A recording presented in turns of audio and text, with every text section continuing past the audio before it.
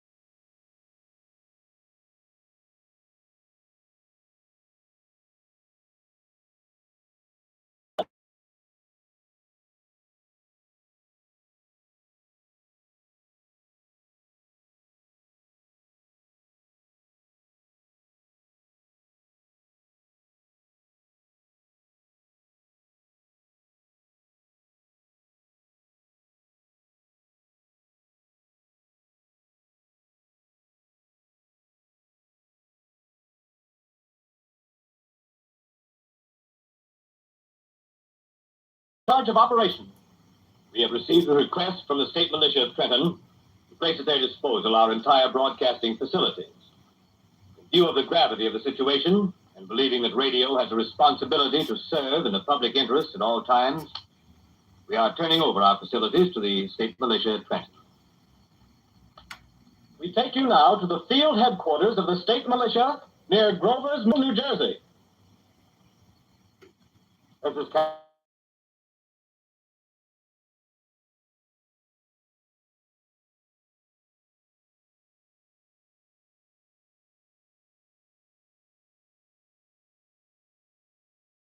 cylindrical object that lies in a pit directly below our position, surrounded on all sides by 8 battalions of infantry, without heavy field pieces, but adequately armed with rifles and machine guns.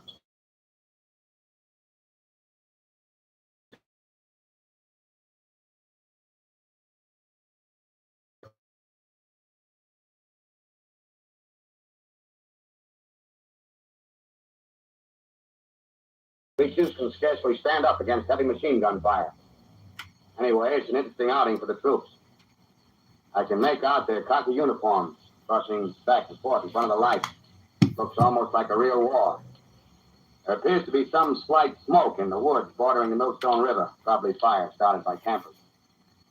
Well, you ought to see some action soon. One of the companies is deploying on the left flank. A quick thrust and it'll all be over. Now, wait a minute, I see something on top of the cylinder. No, it's nothing but a...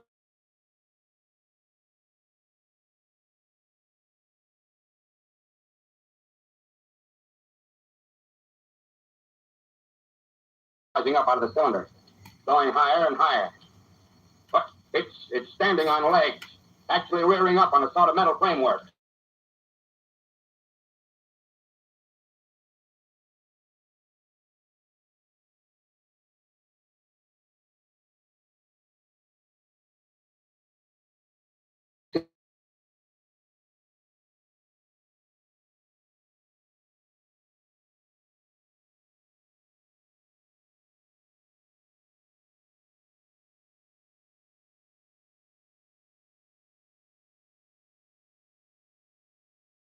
defeats ever suffered by army in modern times.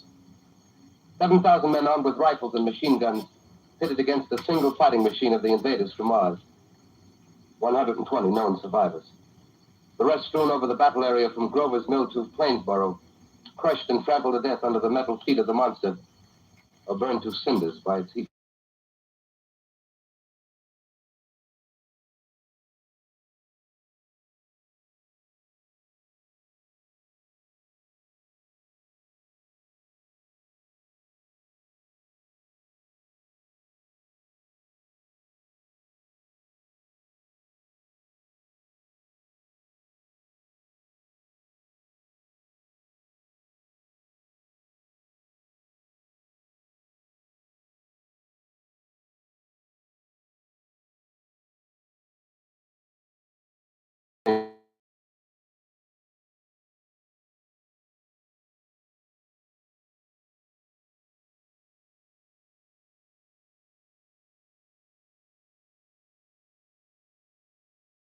Try to conceal the gravity of the situation that confronts the country, nor the concern of your government in protecting the lives and property of its people. However, I wish to impress upon you, private citizens and public officials, all of you, the urgent need of calm and resourceful action. Fortunately, this formidable enemy is still confined to a comparatively small area, and we may place our faith in the military forces to keep them there. In the meantime, placing our faith in God, we must continue the performance of our duties, each and every one of us. They confront this destructive adversary with a nation united, courageous, and consecrated to the preservation of human supremacy on this earth. I thank you. Speaking from Washington. Bulletins too numerous to read are piling up in the studio here. We're informed that the central portion of New Jersey is blacked out from radio communication due to the effect of the heat ray upon power lines and electrical equipment. Here's a special bullet in New York. Cables have been received from English, French, and German scientific bodies offering assistance. Astronomers report continued gas outbursts at regular intervals on the planet Mars. The majority voiced the opinion that the enemy will be reinforced by additional rocket machines. There have been several attempts made to locate Professor Pearson of Princeton, who has observed Martians at close range. It is feared he was lost in the recent battle. Langham Field, Virginia. Scouting planes report 3 Martian machines visible above treetops, moving north.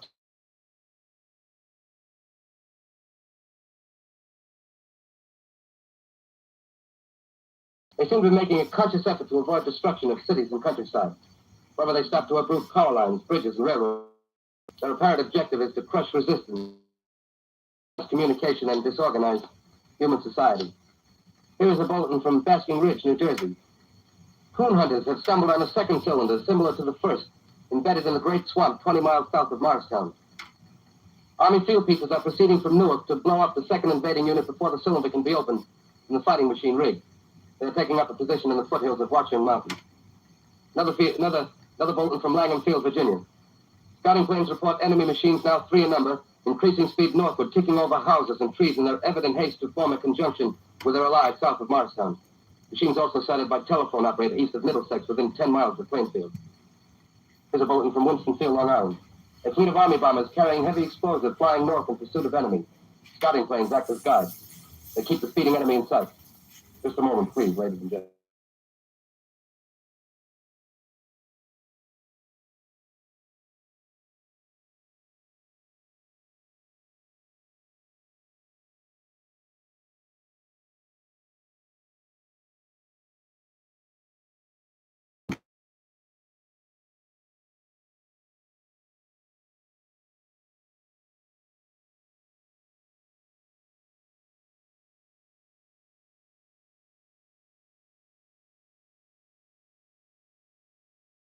Watchung Mountains.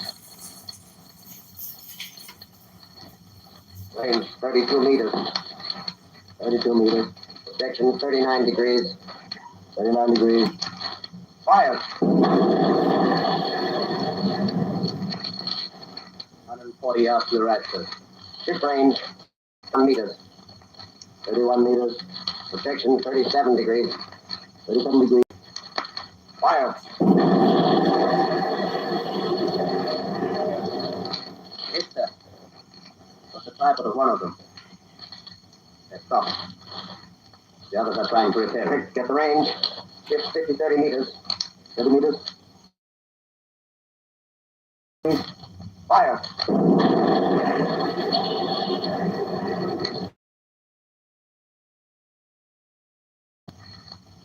Letting off the smoke. What is it? Black smoke, sir.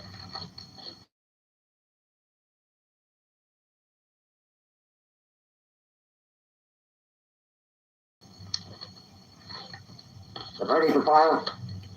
50, 24 meters. 24 meters. Projection 24 degrees. 24 degrees. Fire.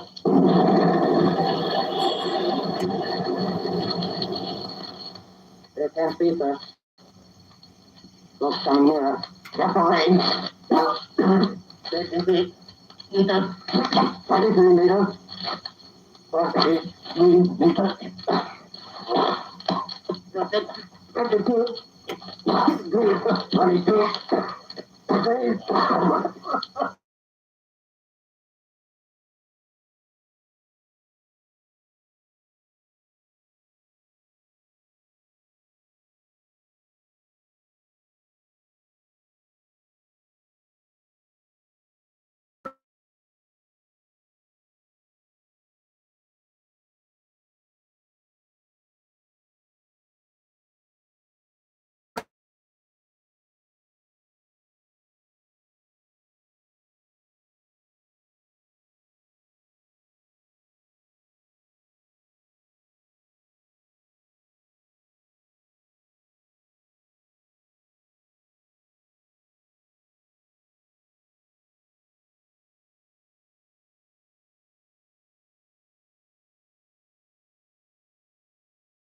Jersey marshes.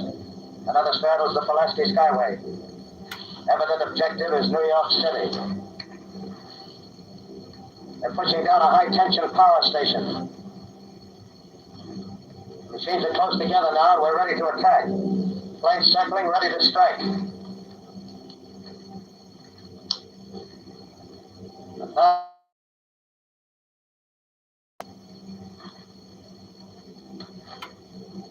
800 yards.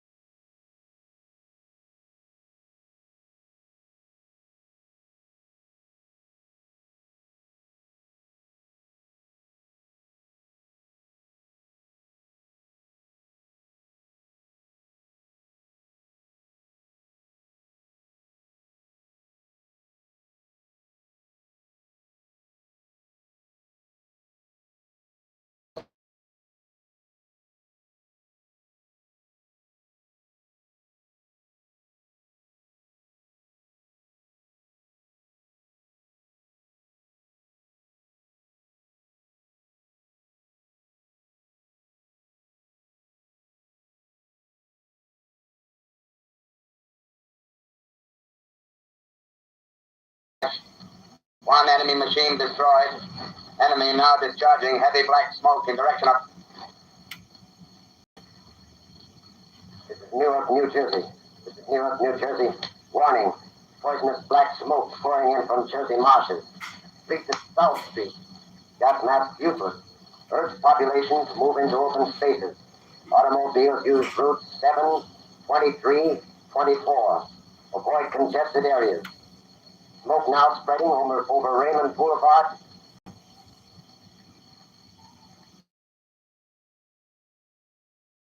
Kill to X2L calling, say kill to X2L calling 8X3R, come in please. This is 8X3R coming back at 2X2L. How's reception? How's reception? Okay please. Where are you, 8X? Where are you?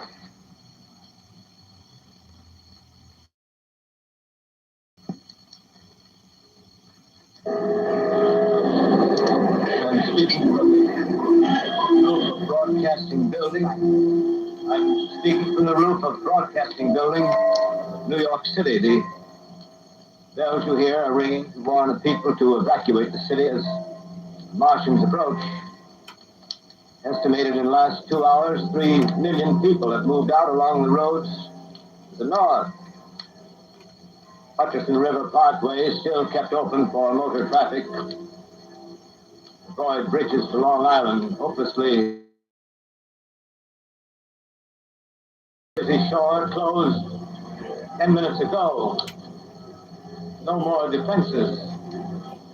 Our army is wiped out. Artillery, Air Force, everything.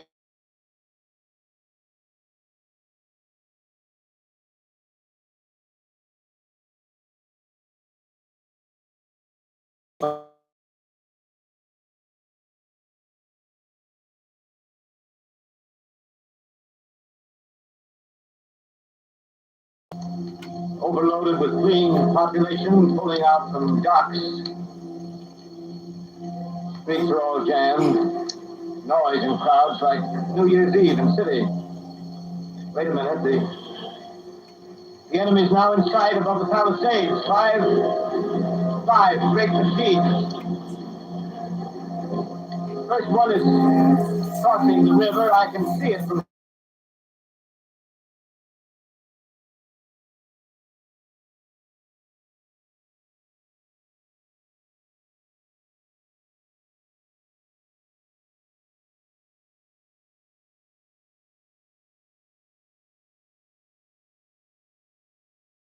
space.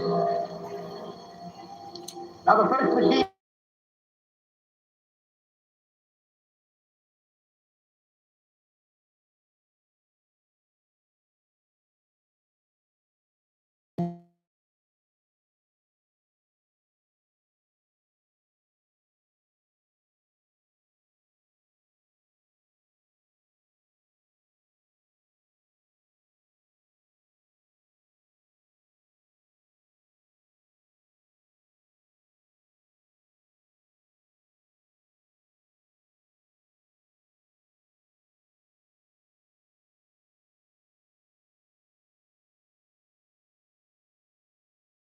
square. People are trying to run away from it, but it's no use. They're falling like flies. Now the smoke's crossing 6th Avenue.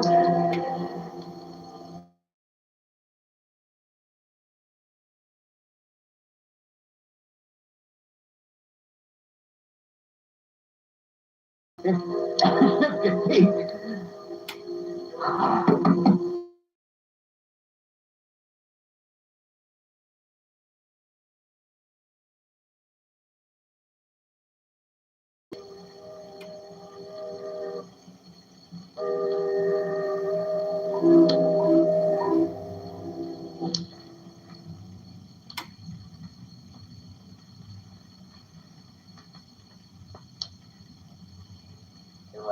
Well, calling say kill. 2L calling.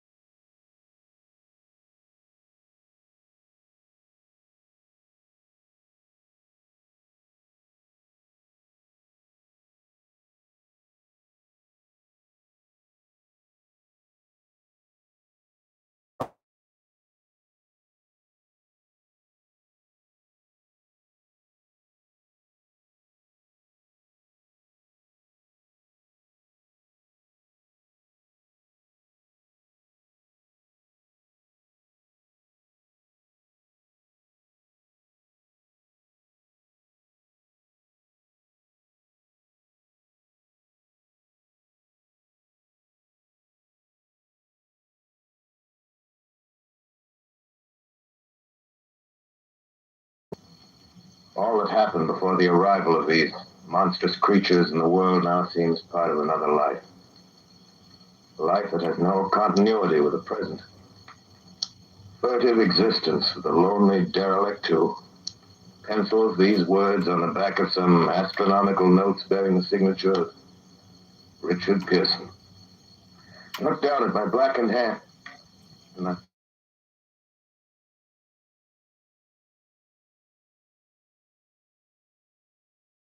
orange splash of light on a distant planet.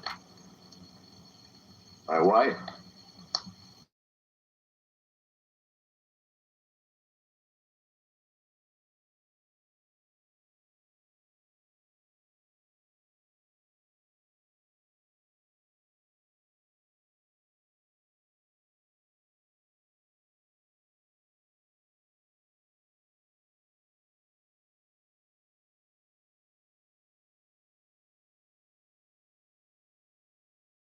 when there are no human hands left to wind the clocks.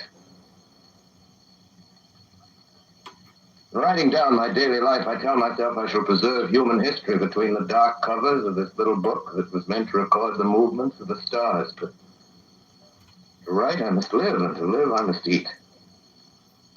Find moldy bread in the kitchen and an orange not too spoiled to swallow. Keep watch at the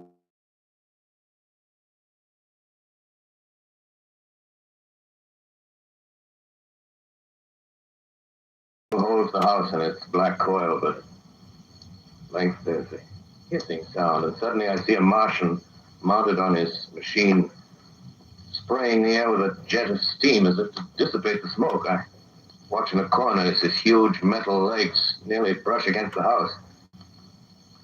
Exhausted by terror, I fall asleep. Morning.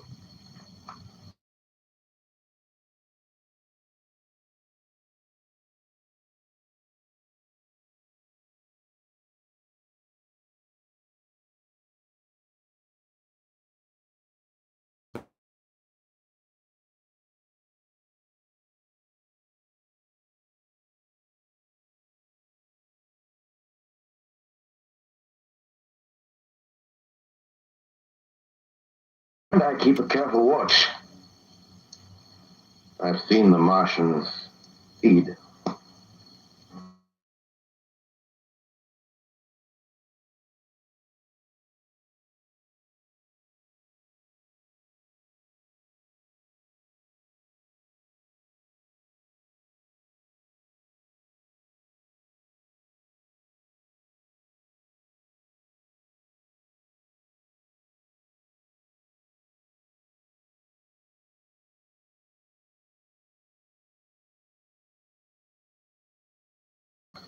He stares back at me. I believe at that moment the animal and I shared the same emotion.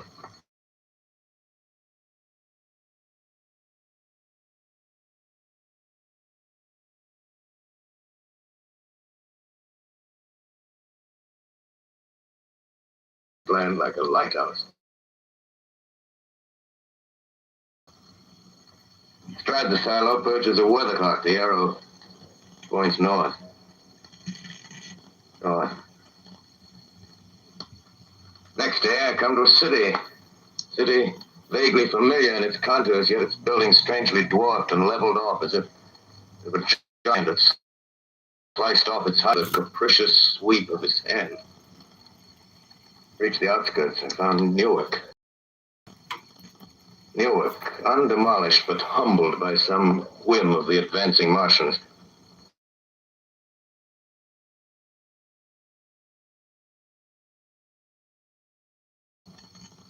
Rose up and became a man. A man armed with a large knife. Stop! Where do you come from? I come from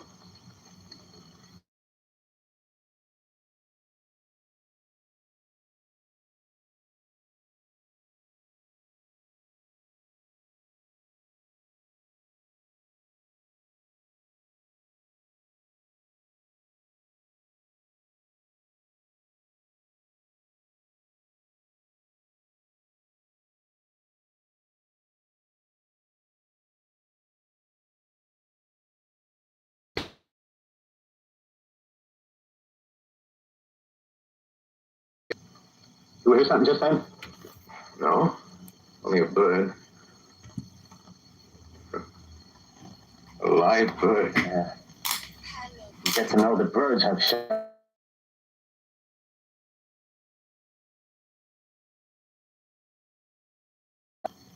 Have you seen any Martians?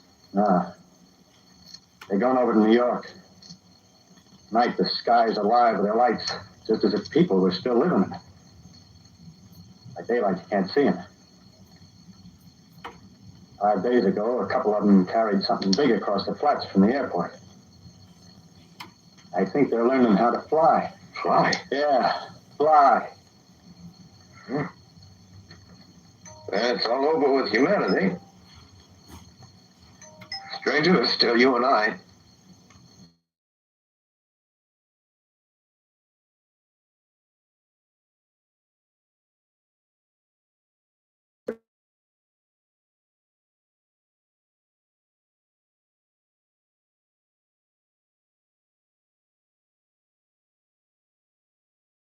Militia, National Guard. Huh, that's good. There wasn't any war anymore.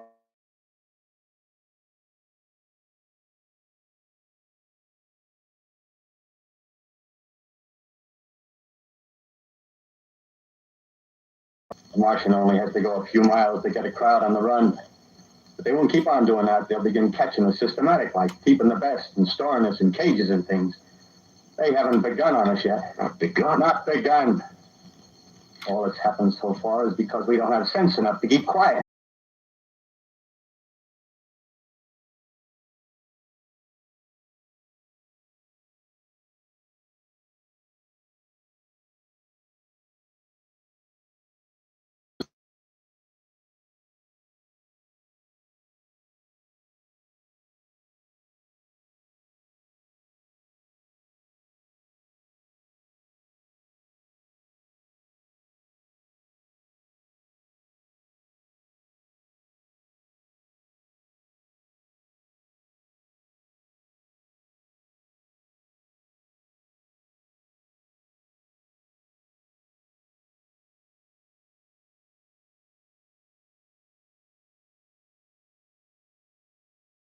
Mondays, worried about the hereafter.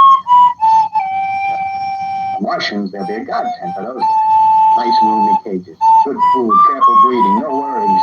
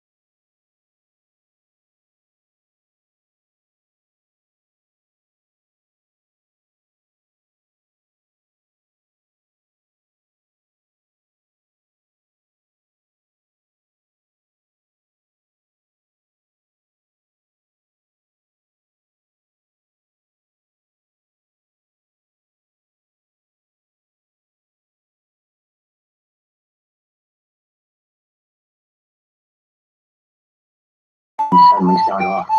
Heat rays right and left. Not a Martian in them. Not a Martian in them, see? But men. Men who've learned the way how. Maybe in our time. See?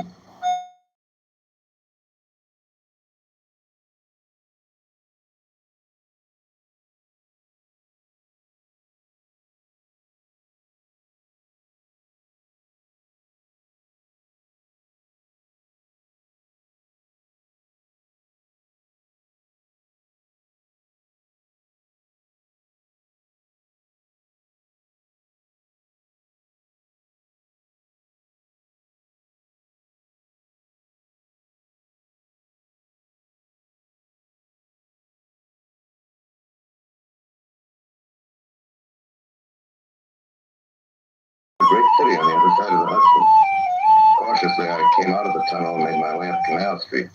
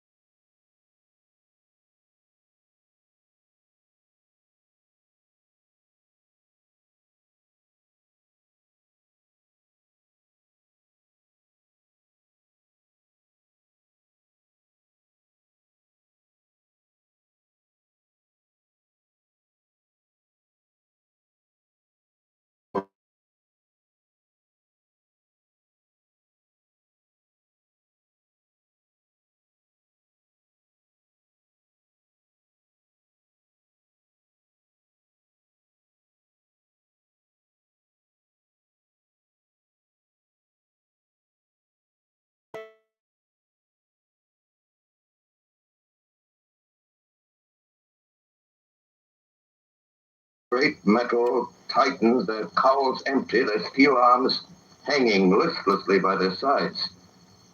I looked in vain for the monsters that inhabit those machines. Suddenly, my eyes were attracted to the immense flock of black birds that hovered directly below me. They circled to the ground.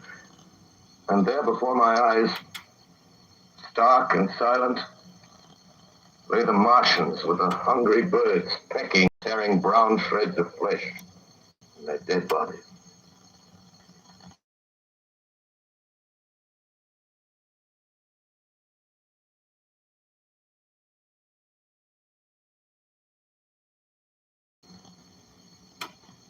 Slain, after all, man's defenses had failed. The humblest thing that God, His wisdom, has put upon.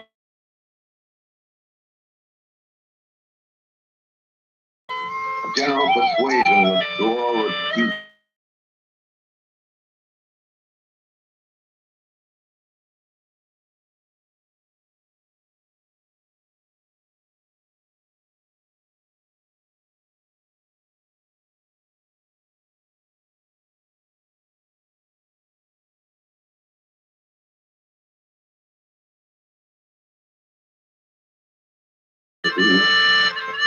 maybe that the destruction of the Martians is only a reprieve to them and not to us. The future ordained for us. Strange it now seems to sit in my peaceful study, Princeton, right?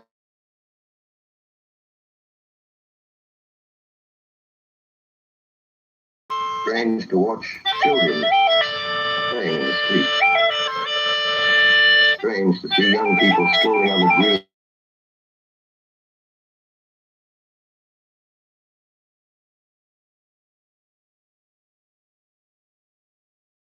Into the museum where the disassembled parts of a Martian machine are kept on public view. Strange when I recall the time when I first saw it. Bright and clean cut, hard and silent.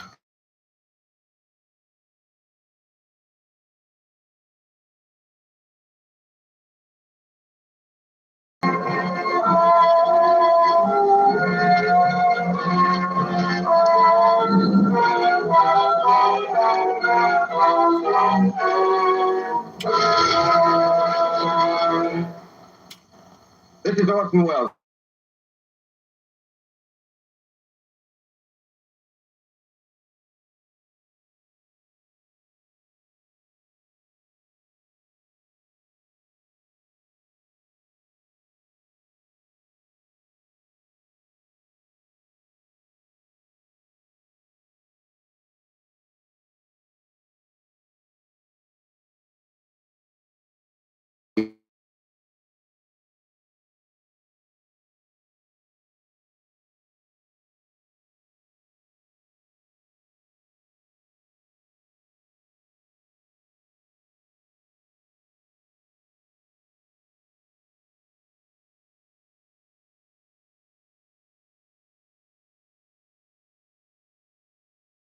Nobody's there.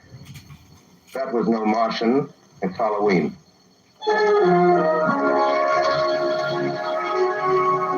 Tonight, the Columbia Broadcasting System and its affiliated stations coast to coast has brought you The War of the World by H.G. Wells, the 17th in its weekly series of dramatic broadcasts featuring Orson Welles and the Mercury Theatre on the air.